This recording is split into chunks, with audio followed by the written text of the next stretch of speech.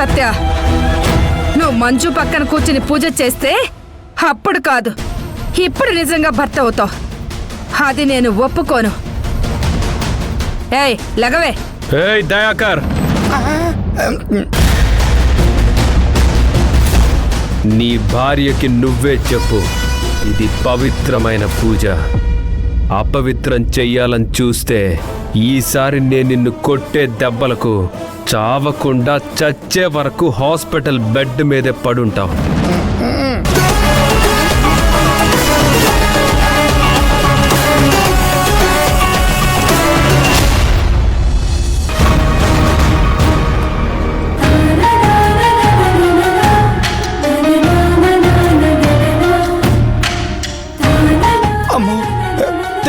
పొద్దు తిప్పు, నన్ను కొట్టనక్కర్లేదు, మాట్లాడితేనే చచ్చినట్టున్నాను.